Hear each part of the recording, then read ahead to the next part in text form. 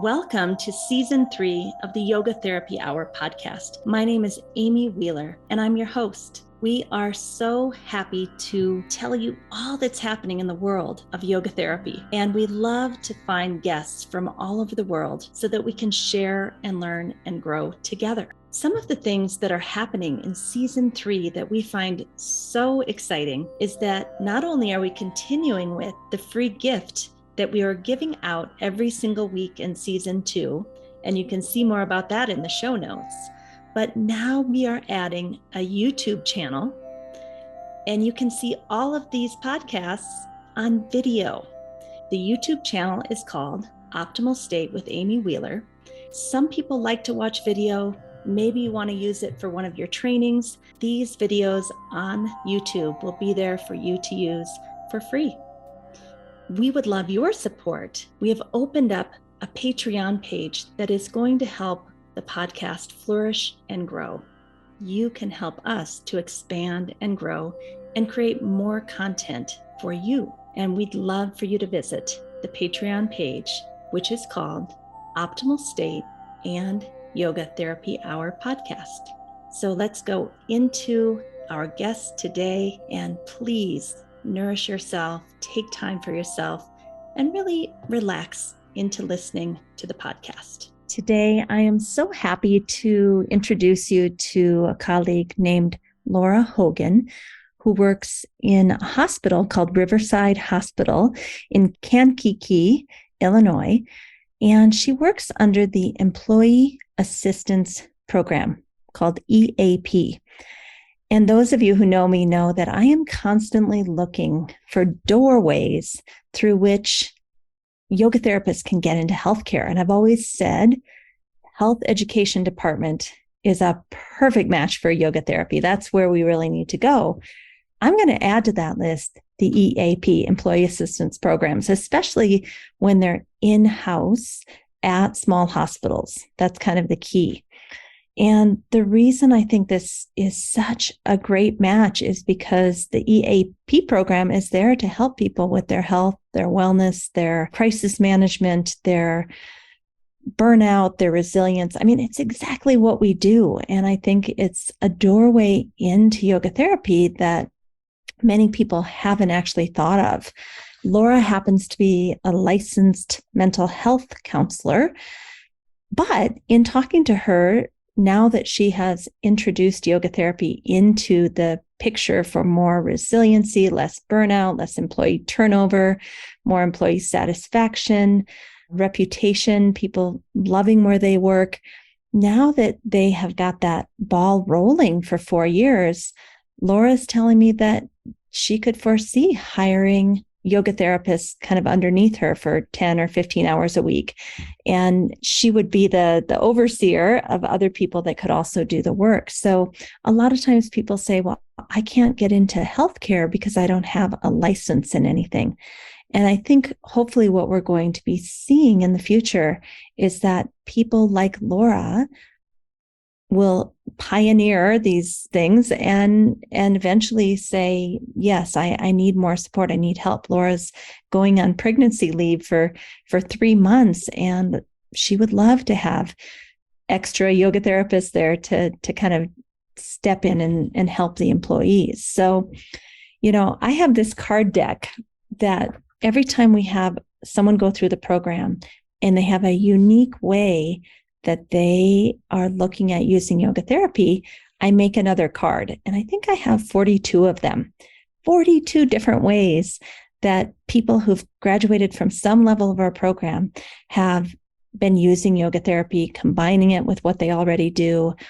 I'm happy to share that card deck with you so you can see all the different ways that yoga therapists are working. But I need to add the EAP card because I think this and health education are two wonderful doors for us to walk through in order to get in the door of healthcare. And it takes us out of the biomedical model per se, meaning we don't need double-blind, randomized controlled trials for $500,000 to prove that this works or that works.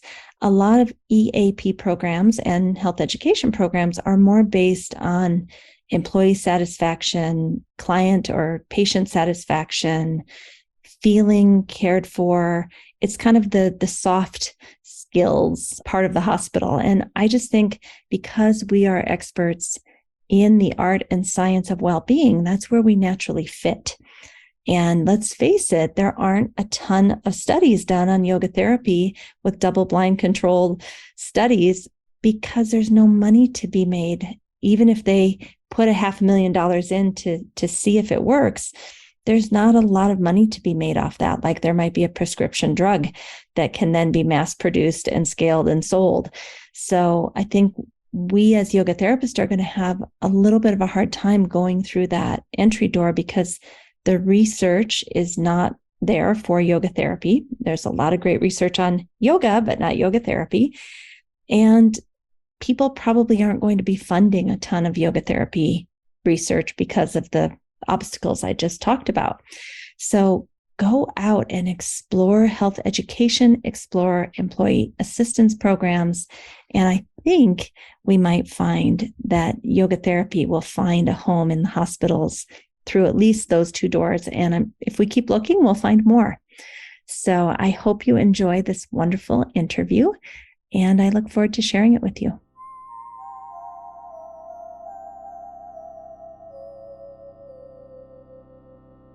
Hello, Laura Hogan. Welcome to the Yoga Therapy Hour podcast.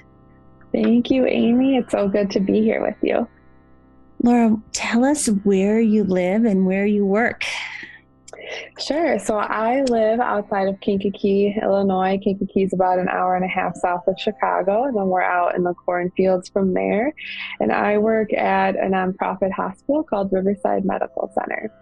One of the reasons I wanted to have you on the podcast is because I love to explore the different places that yoga therapists have potential to work. And you work in something called EAP. Tell us what EAP is. Yeah, so it stands for Employee Assistance Program, and most companies have an EAP in some capacity. So it's benefits offered through work meant to help people with physical, mental health, financial, social, childcare, all kinds of different issues and concerns. And it typically involves some combination of therapy, crisis support, case management, or coaching. And what's unique about the EAP that we have at Riverside is that it's internal. So it's just my supervisor and I, we are on site almost every day. And so we really want the program to be preventative to help people with wellness. And Riverside Hospital has about 1,500 employees. So there's two of you working full time to basically help the employees be happier, healthier, more resilient, maybe have less burnout, get through, like you said, crisis management. And I just think that is a really perfect place for a yoga therapist to be placed, you know? So let's go all the way back. Sure. You are a licensed healthcare provider, yes? Yes. And tell us, is it a marriage and family counselor, or what is your first profession? Sure. So I actually went to school. I got my master's as a CRC, so a certified rehabilitation counselor, which helps people with disabilities live as independently as possible. And then I got my LCPC. So in other states, it's called by a different name, but essentially it's a master's level mental health counselor. So I have the ability to work in private practice and bill insurance.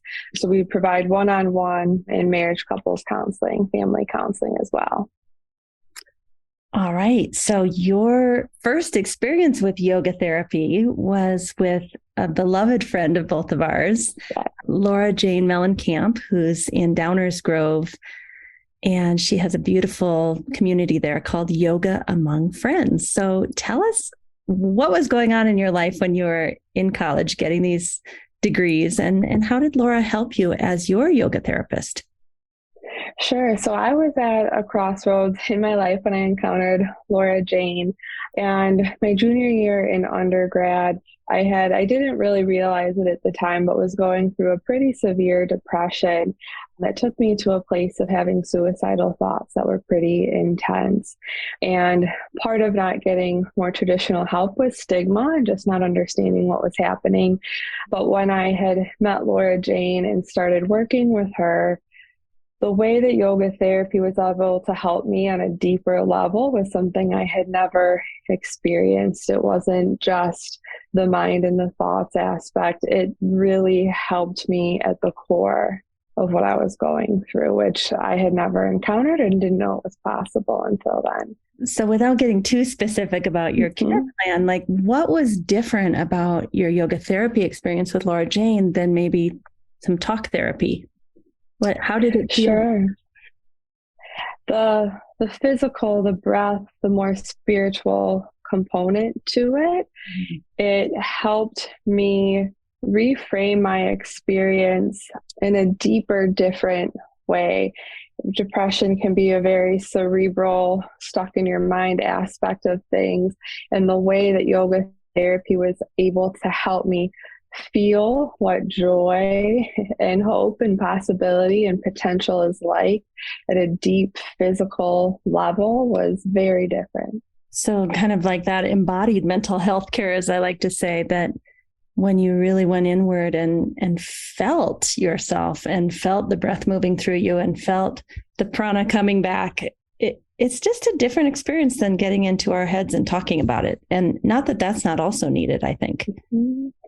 No, and I think that is definitely a wonderful component, and yoga therapy, of course, has that part to it as well. But I think, especially for me, of getting stuck in the story of all these things that had happened to me and why it was bad or awful or what it said about me, I couldn't get out of that loop until Laura Jane was able to help me get into my breath and body.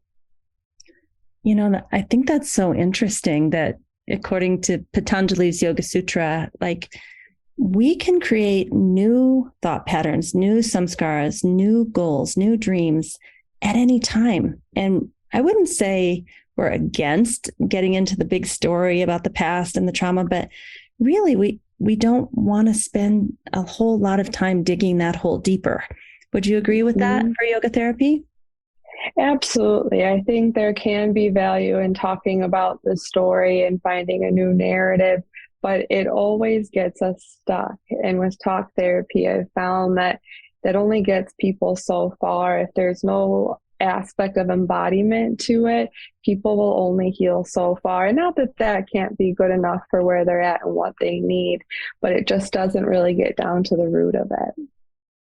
Yeah, I have a lot of friends and myself too, been through counseling, and we really can learn to control our thoughts. And I think that's an important part of yoga and psychotherapy. And there's something very different when you realize that anytime you're in a social situation, you can't feel your legs or you have to give a talk at work and suddenly you can't speak. You're shaking. Like that embodiment is so key to healing. I agree with you.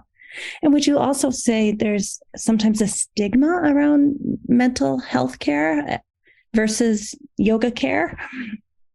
Absolutely. So one of the biggest things I hear people say, even with rounding at the hospital, is, well, I like what Well and Mind offers, but I'm not crazy, so I don't need therapy. And there's a lot of self-stigma of feeling like it's a weakness or there's something wrong with us or it's something to be ashamed about. But even on a bigger scale, there's a lot of community and institutional stigma of a lot of times in the media, when they talk about mental health, it's not portrayed very well in movies and series. Whenever there's a big mass traumatic event, the first thing they talk about is, does the person have a mental health diagnosis? And unfortunately, in the United States, the three biggest servers of mental health services are county jails of Rikers Island and the East Coast, Cook County, and then LA County Jail. So it's not the best marketing for going to counseling and taking care of our mental health. Whereas with yoga therapy, it's wellness. It's taking care of ourselves and our health. And I think starting with the physical layer of what usually brings people to yoga is safer. You know, we were talking very briefly before we got on the podcast about employee assistance programs, EAPs, which is what you work in. And I think you said it's called Well in Mind. Yeah. Yes. Mm-hmm. For many, many years at my previous employer, we could have any kind of psychological talk therapy help we needed. If I had any kind of struggle, call this number, get, a list of 20 therapists, find one near you and get there by Tuesday. Then there came a time with our EAP program where it basically was like, if you're suicidal or you can't do your job, call us. Otherwise, you're on your own. We don't provide help for anything less than that. And what person in their right mind is going to call their employer to tell them, like, I can't do my job? Like, that seems strange that if anybody could have any other option, they would. So your EAP program is just really, really different, that it has this focus on well in mind and has this focus on well-being, and that your boss bought into yoga therapy. Can you tell us a little bit about, like, when you interviewed, did you tell them that your goal was to be doing a lot of yoga and yoga therapy? Sure. So at the time, I had just gotten my C-IAYT, or I'd become a certified yoga therapist, and I never imagined that I could have a job where I could merge counseling and yoga therapy. I didn't know about it. It didn't seem possible. And so when I had interviewed and I had shared that I had that training, they loved it. They were so excited. My supervisor and our VP of HR at the time said, absolutely, will you teach yoga here for employees? And I thought, of course, I would love that. I didn't even know that that was an option. And so what I've loved about the cultural organizational mindset about wellness at Riverside is being preventative of what are all the offerings that we can to help people before it gets to the point of a crisis call. Of course, we do those interventions, but how do we get people to take care of themselves holistically before we get to those low points if possible? And I feel like yoga therapy is a wonderful tool for that. I love what you just said. And this comes straight from the Yoga Sutra, right? That we want to catch a problem when it's a little tiny weed, not when it's grown into this big, huge oak tree. It's so much harder to chop down 60-foot high tree, AKA your big problem, versus let's just get it when you're first starting to not feel well and kind of change trajectories early. And one thing that occurs to me, but all throughout healthcare, is struggling with problems right now about how to help people with their burnout, how to help people be more resilient. Did you have top tier leadership buy-in for what you're doing? Like, from all the way down the line, from the very top to your boss, like, have they all bought into this, or how did you manage this? I think so many people would love to do what you're doing, but maybe don't have leadership's buy-in. Absolutely. Without that, I don't think it would be possible. But we have always had the support of leadership since Well in Mind started 4 years ago. As a bittersweet sort of situation, I do think the pandemic helped leaders turn more to Well in Mind for support, because it was levels of burnout and struggles that was beyond anything they had experienced. But our president actually has us meeting with leaders and VPs to talk about, what's going on culturally and how do we have more trauma-informed leadership, because what's happening right now with people on the floor, the nurses, the techs, and other staff, they are burnt out, but our leaders are burnt out too. And so part of burnout and compassion fatigue is not having the empathy to support others. So normally leaders could pick up their nurses in ways that is more difficult now. I think the leaders see that, and they are more willing to ask us for input and support of how do we change this. They are very good with the clinical, administrative, business side of it, but they do respect our expertise in mental health and well-being, and are utilizing us more and more. Okay, I just heard a phrase I want you to unpack for us. Sure. Trauma-informed leadership. Tell me what that means to you. Yes, absolutely. So we are only as good at helping and leading others as we are at taking care of ourselves. And I think there's a difference between being a manager and a leader. A manager takes care of staffing, the billing, making sure that you're under budget and things like that. But a leader is what's inspiring people and helping them to feel part of a team and empowered and really connecting. And if we are stuck in our own burnout or trauma, we cannot connect with others. And that's a huge part of the yoga therapy of how do we regulate our nervous system to be able to be a calm presence for someone else that's struggling, especially with during COVID, nurses were losing patients at a far higher, faster rate than ever before. And to have two people that are dysregulated in their nervous system try to work through it, it doesn't work very well. I agree so much. And, many of us, when faced with a situation like that as a leader, we would just kind of mask and try to push through and pretend, which leads to more burnout for that leader because it's unsustainable. The hits just keep on coming. Absolutely. And something that we've been working with our leaders on is trying to undo this old narrative that we have to be stoic in healthcare, that there has to be distance and I'm not touched by the problems of my patients or my work, but that's just not the reality. And being able to teach them it's okay to be vulnerable and authentic with your staff. That doesn't mean that you're showing weakness. It's actually empowering them to say, hey, this is hard sometimes, and it's okay to take a step back and take better care of myself.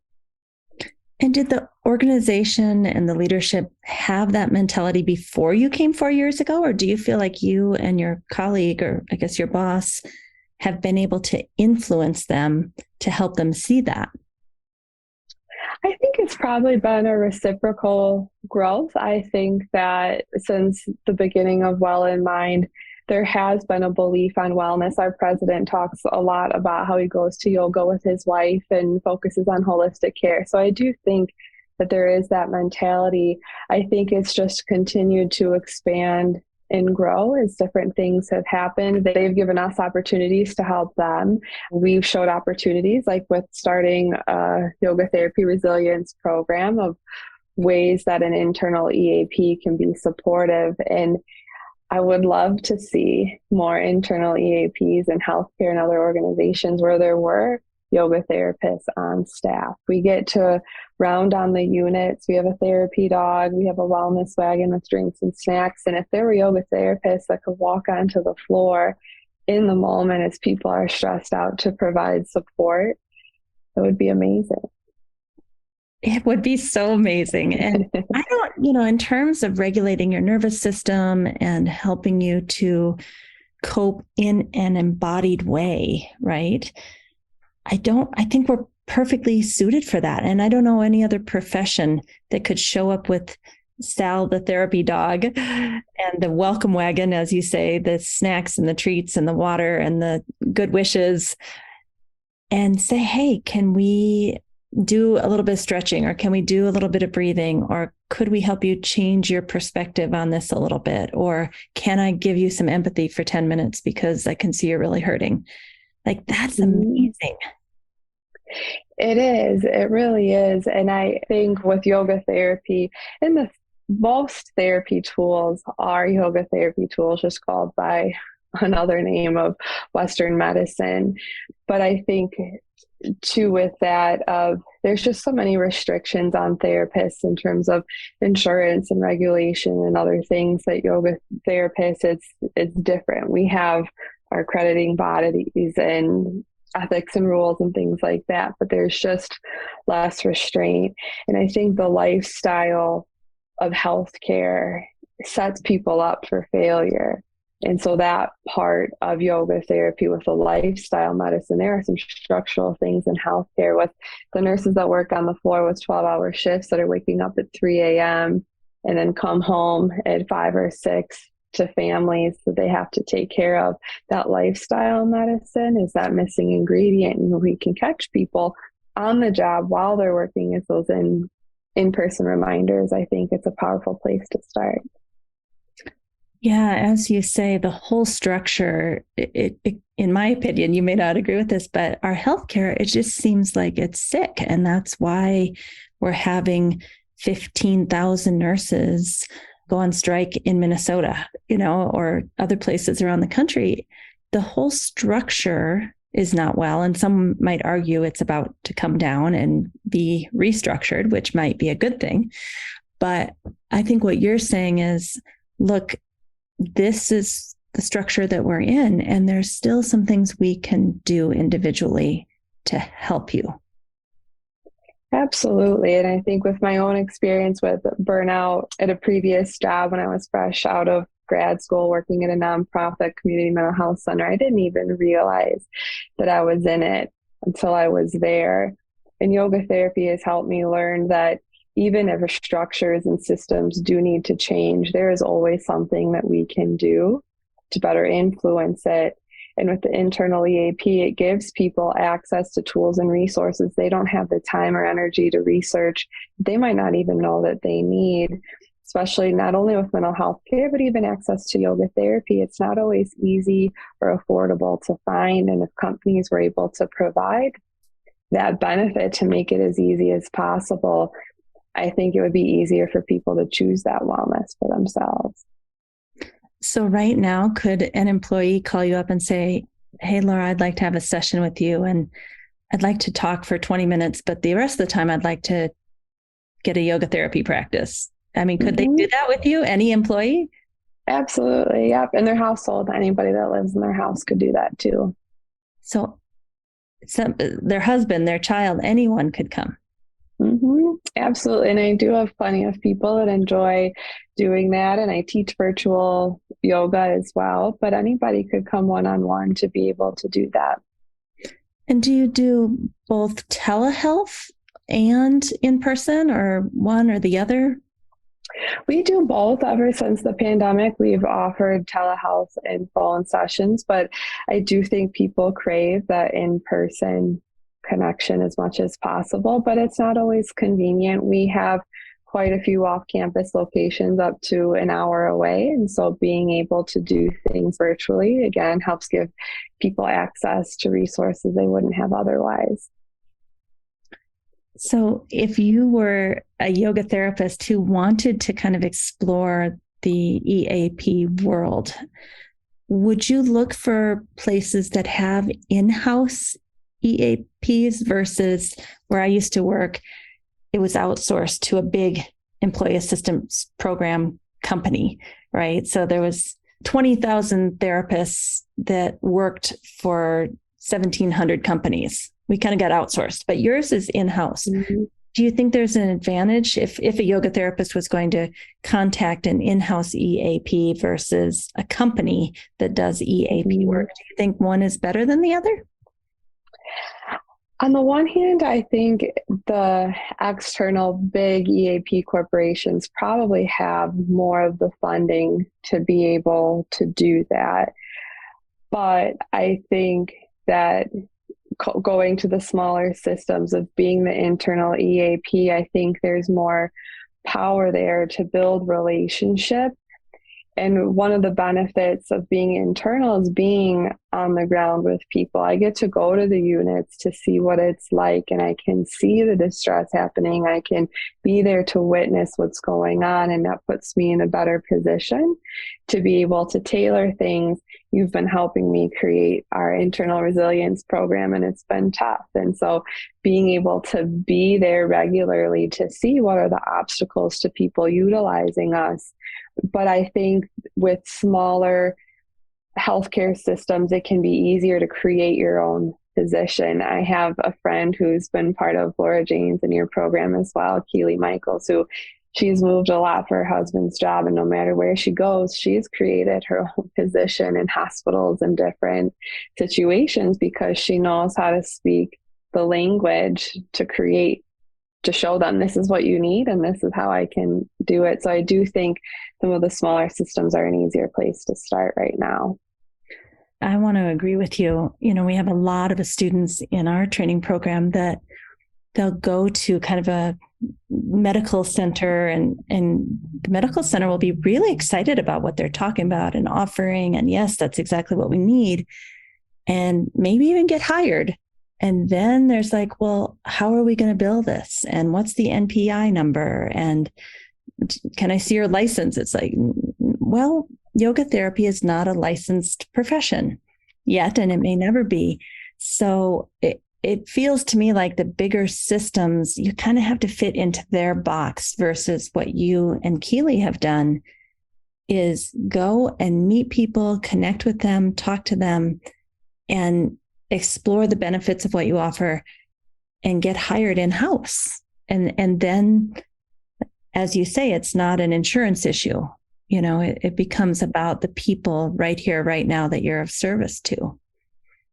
Absolutely. And I think something that's been valuable to me is working with you and doing your professional development course to figure out what are the pain points of the people that I want to serve, and what is my special contribution to help, compared to cardiologists or neurosurgery. Well, in mind, it's not a profit generating department. However, if we are helping to reduce time lost from absenteeism, where people are showing up to work but they're depressed or not performing at the same capacity, or calling off because of mental health issues, there is a financial benefit. And I think yoga therapists can provide the exact same benefits, if not more, because of the outcomes of what yoga therapy is shown to do in a position like an internal EAP, where you don't need to bill, you're just there and available for what the needs are.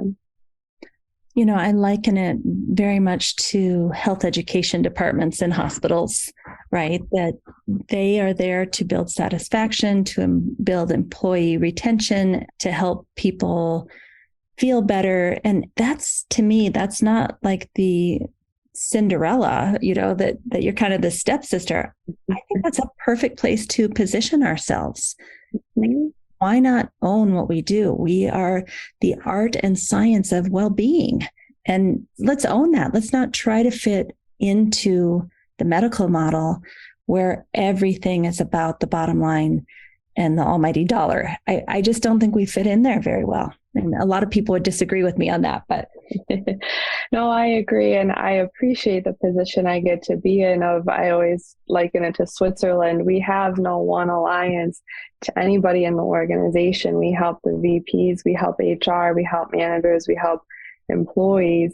And it's adapting our skill set to meet everybody's different needs, because what's going on in healthcare, no one person, no one subset of people can fix alone. It takes everybody working together. And I'm grateful to be in a position where it feels like we get to bridge that gap a little bit.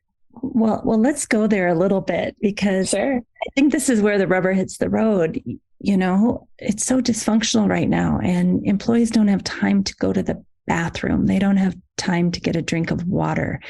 They're being pushed to the max. And I've talked to you about this when I was working that hard as a university professor, where I'd have 4 back-to-back classes with 10 minutes in between to walk between this building and that building on campus.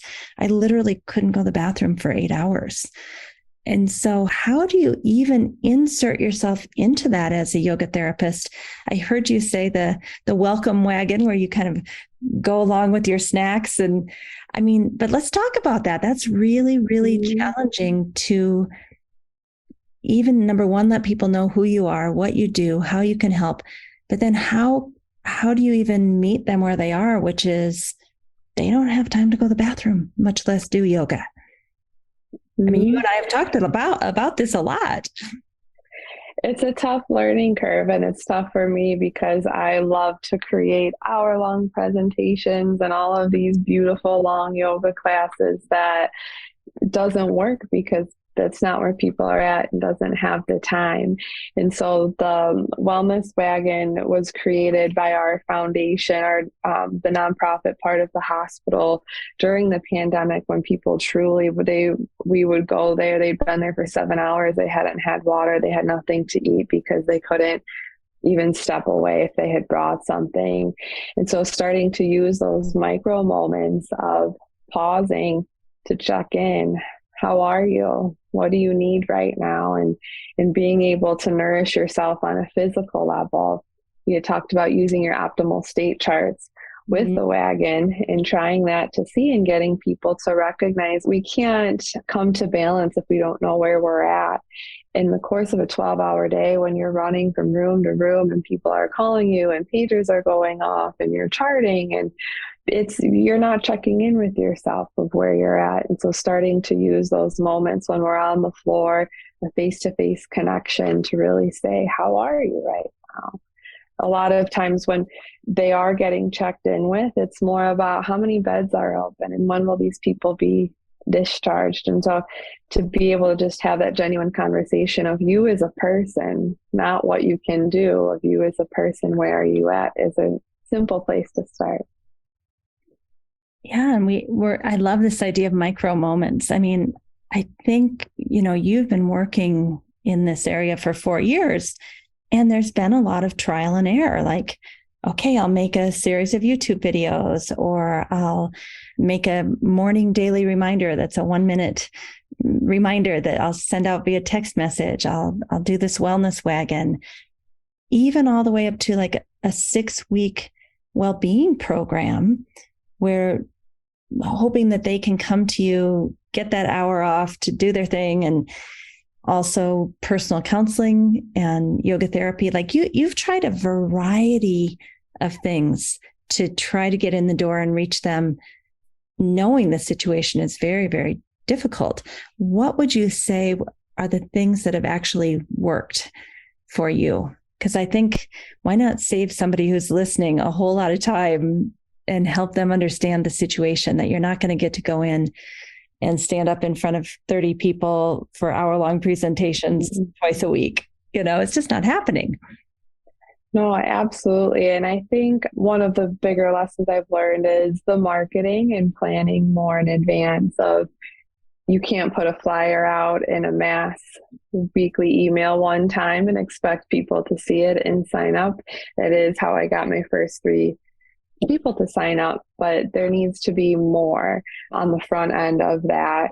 I think being very clear on the pain points of, it has to be what they see as important, not what I see as important to fix. And I think making it as digestible as possible. And so the hour-long practice sessions or the hour-long educational sessions, people don't have time for that. And so being able to deliver it in really small, bite-sized pieces, but I think being able to find a way to deliver it in the moment when they need it most, when people are on the floor going from room to room and doing everything they need to do, they're not going to remember, oh, the Well in Mind girl said that I should do this when I'm stressed. But if I show up in that unit, and I can do that with them for 30 seconds, or being able to remind them, choose this to help get to the gold zone over that, those kind of daily tips can add up over time. So I think knowing what structural barriers there are and trying to get around that. Ideally, I had wanted people to have 30 minutes to step away to do yoga with me. That was never going to happen. And it hasn't happened, and that's okay. It's painful to have a realization like, all my planning. And I think when you say, what are the pain points? Every time we enter into any situation, we can't be thinking about, what do I want to do to make myself feel like I'm a productive member of the team? But it's more like, what do you need in this moment? So when you meet people with your wellness wagon for those micro moments, what are the things that they need? Like, let's get really clear about the pain points for healthcare workers. Mm-hmm. I think physically, they need better nourishment, better access to healthy food and drink options. I think they need moments for their nervous system to calm down. They are constantly staring at screens. They have constant noise with beeping machines and people calling their ASCOMs and people calling their names.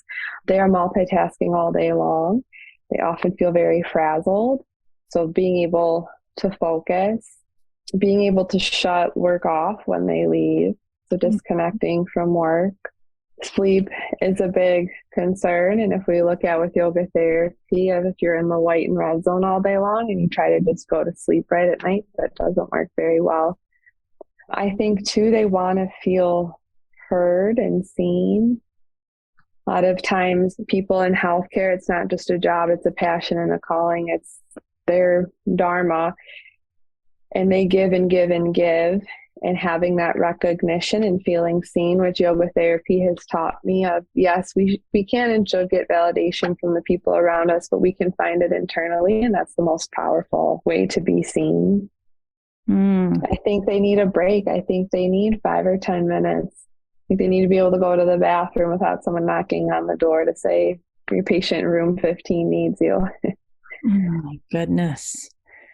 You know, I remember one of the strategies you tried, because I've been watching you just try to knock on this door in so many different ways. And I think you were talking about, you know, that transition from being kind of on in what we call vata pitta, revved up all day, combined with compassion fatigue. So you're also exhausted, right? Mm-hmm.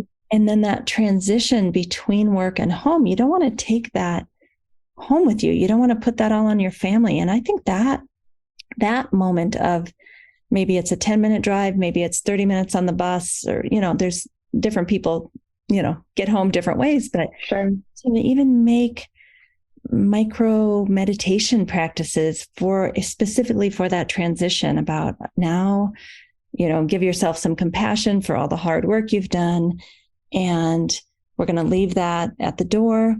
And imagine yourself feeling joyful with your family, like helping them transition. I hear people say that all the time that have intense jobs.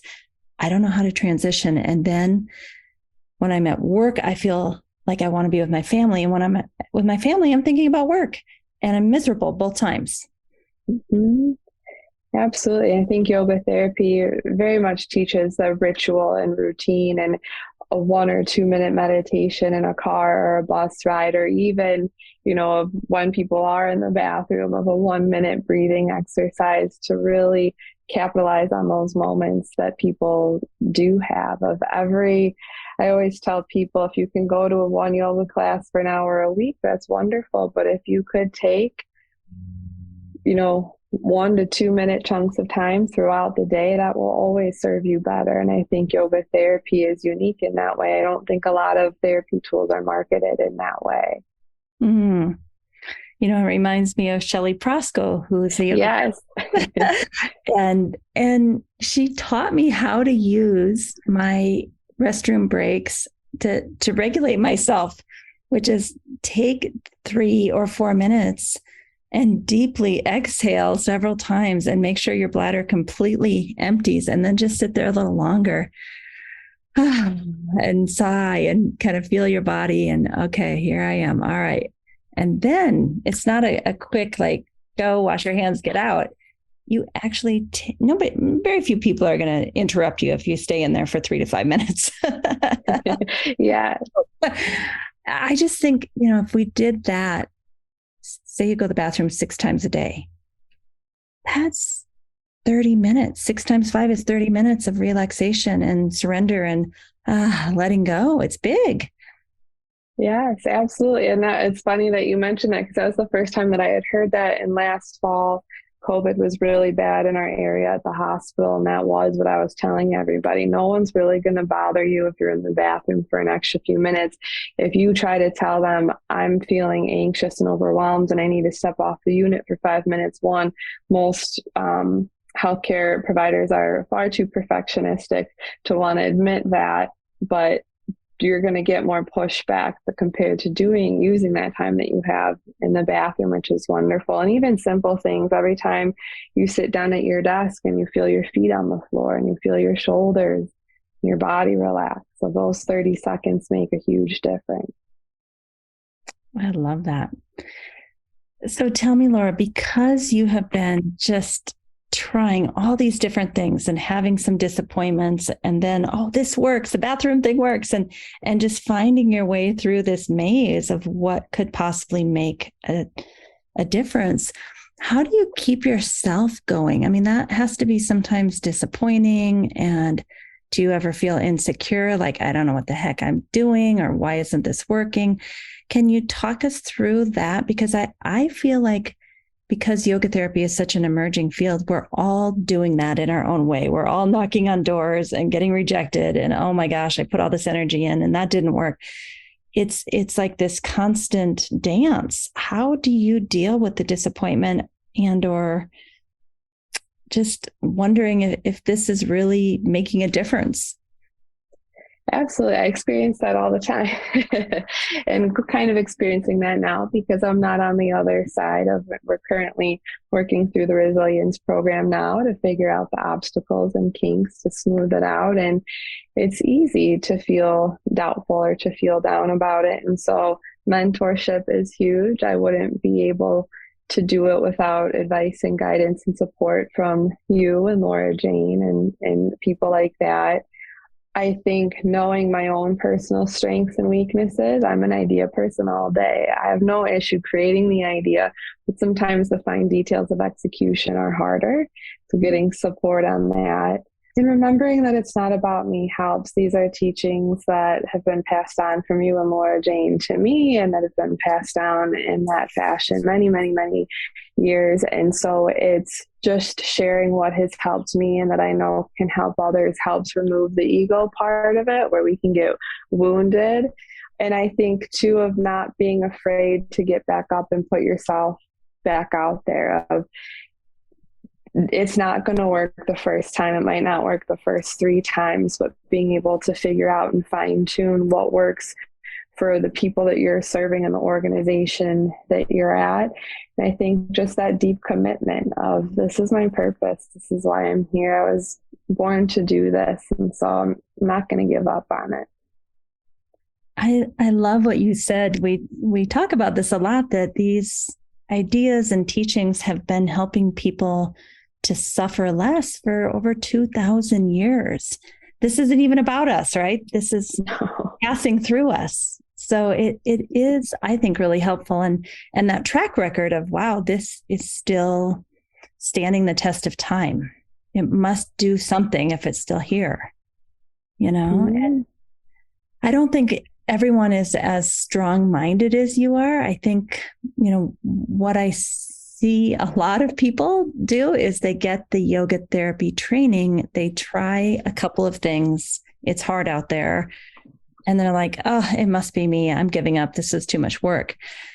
So I love your dharmic commitment to people need this support. They need this help.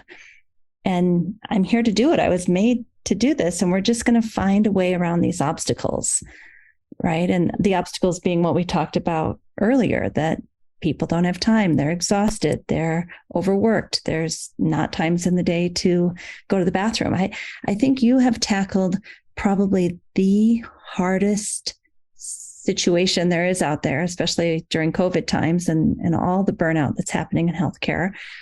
And you're still going after it. And I just admire that so much. I haven't seen people as tenacious as you. Well, thank you. That means a lot to me coming from you. And of course, it takes support and guidance. Of we talk one-on-one for mentorship in that capacity, and of just sharing how hard it can be or how much our goals can change. 3 or 4 years ago, I'd wanted my own yoga therapy business and just wasn't going to work out for all kinds of reasons. And once I was able to let that go, you were able to help me see this beautiful opportunity in front of me of I'm not meant to maybe be the owner of a business. However, I work in a hospital where they are very much asking me to use yoga therapy. And so if we push too hard on things, we can miss the opportunities in front of us. I never would have thought 4 years ago I would be doing this today.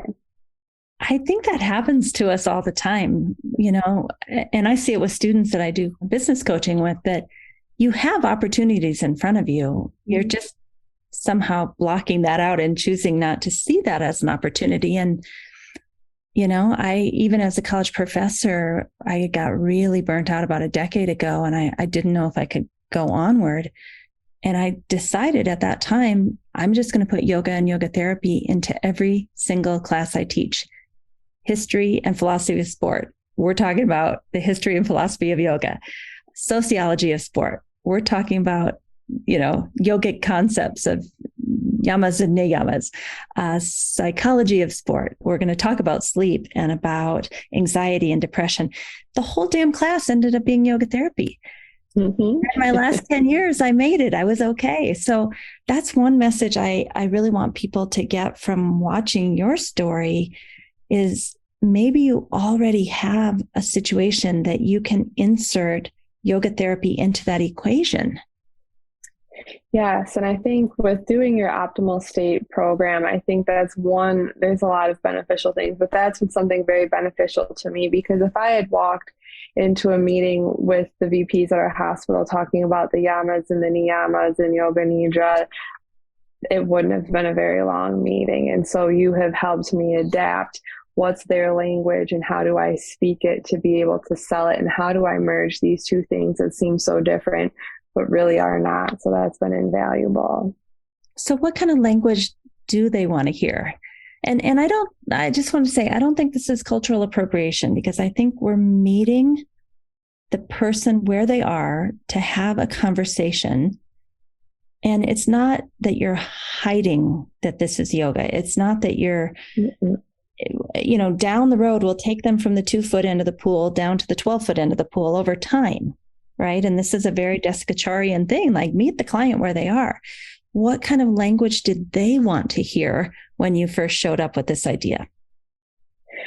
So they want specifics of what is it that you'll address and what's the impact of the organization. So being able to say we can reduce burnout, which will increase productivity, or it'll decrease how much people are utilizing on the benefits plan. We can reduce costs for seeing psychiatrists on the health plan. They need tangible financial results. And I don't say that to mean that's all that they care about is the finances, but it is a business and they do need to be able to see that. So being able to talk about numbers and knowing what do those leaders and administrators care about.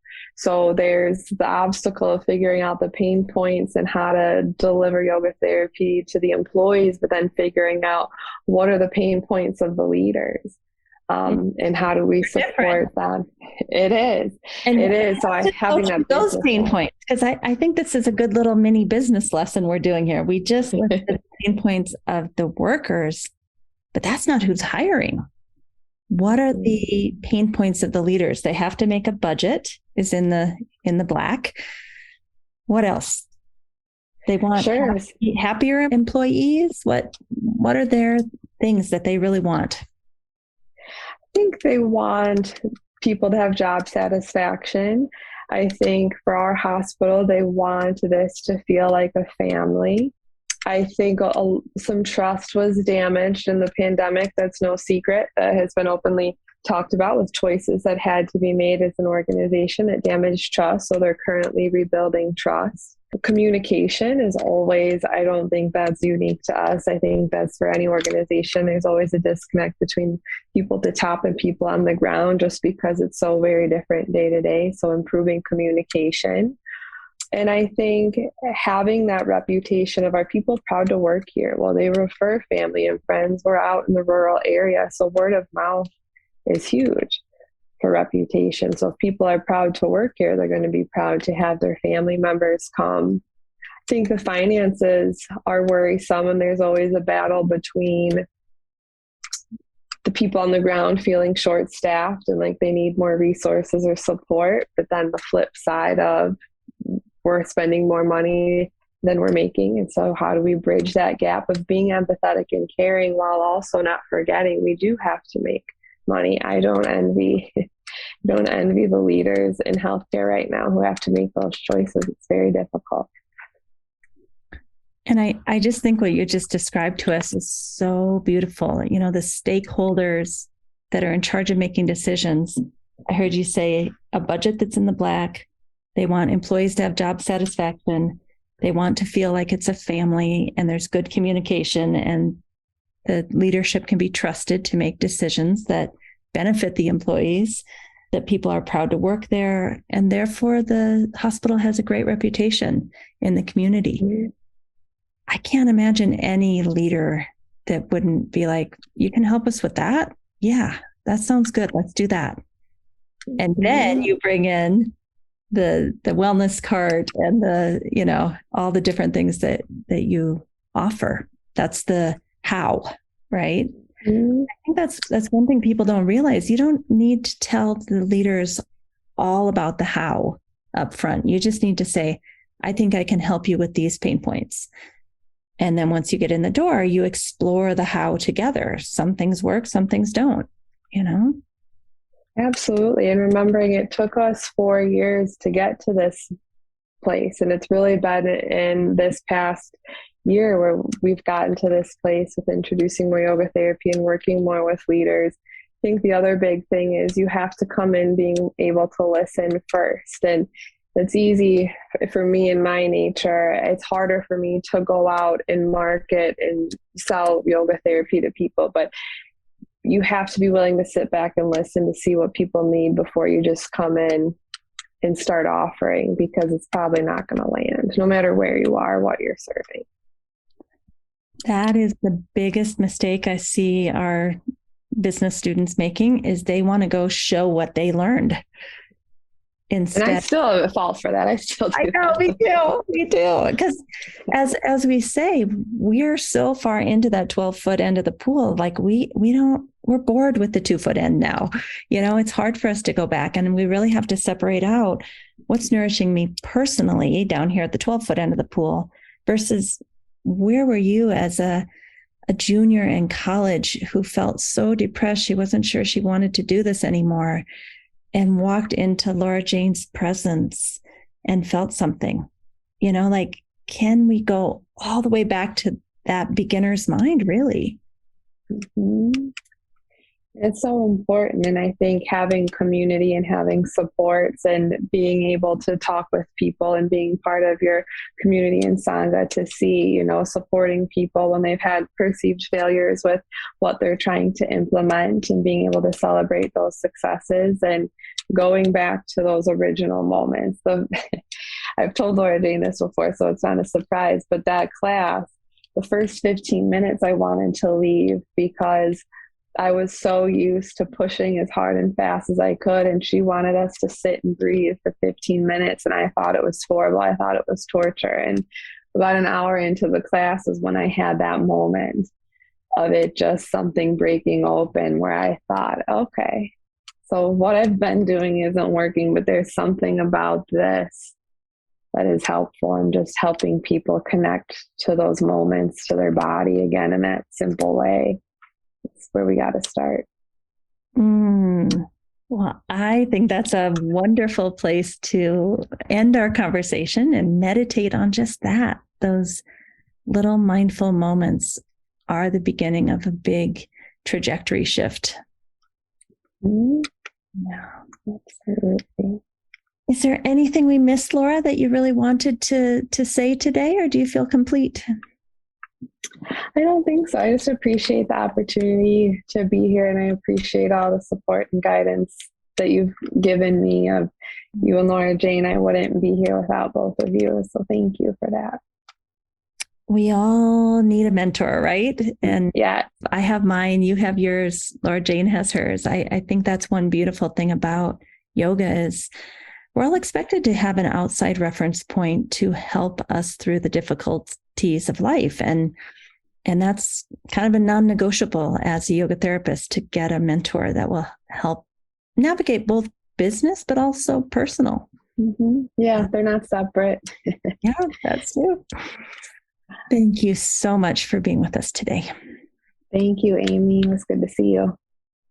I want to thank Laura for coming on today and sharing so much great information. It's a really vulnerable place to be, to admit that you've tried things, they haven't worked, you're rethinking it, trying it again. I think this is what the key to life is. We're all going to run into obstacles, and the ability to have persistence and just keep trying to find a way to our goal is really the thing that is the difference between those of us that end up being successful and living our dharma and those that are like, oh, it's too much work, I just can't do it. I think persistence and having enough self-confidence to know that there's nothing wrong with you. You just have to keep finding what the pain points are of the people you're trying to serve. And, Laura was in our Optimal State professional business development course a few years ago, and she was just brilliant at being able to do that. Who are all the stakeholders and what do they want to hear? What do they need? How can I be of service to them? So the hospital administrators have totally different pain points that they need solved than the actual hospital employees. And figuring out, okay, how do I talk to each one of those people? How do I meet them where they are? How do I help them see that my solution could work for them in a language that they understand? I've seen way too many yoga people go in on their high horse to hospital administrators or people making decisions with a big presentation to show what you can do. And you've got all the yoga stuff in there, and you never hear from them again. It would be very wise to take Laura's lead and just sit down and listen. She's really good at listening. What struggles are you having? What problems have you not been able to overcome? What is it that are the biggest things that make your job really, really hard? Then, once you've heard that, go home, digest it, figure out where does the tools in your yoga toolbox meet up with those needs, and how can you meet that person where they are with their language. That sounds so easy, but I've been coaching people in this business class for 3 or 4 years now. It's not easy. We have a really hard time getting out of our own perspective and stepping into the shoes of another. We call that in yoga pratipaksha bhavana. Taking an opposite perspective is what it means. People can't do that. That's actually a really, really hard skill. And one of the reasons Laura has been so successful is because she's good at that. She listens first, then she puts herself in that person's shoes. What do they need? How are they suffering? How can I be of service? And then she meets them there with a language and those just little tiny moments of the snack cart, or here, let me show you a breathing technique, or take this optimal state chart and, put it by your desk so you remember to check in with your mental emotional state. Just tiny little things. And of course, then the hospital administrators can basically show their employees, we do care about you.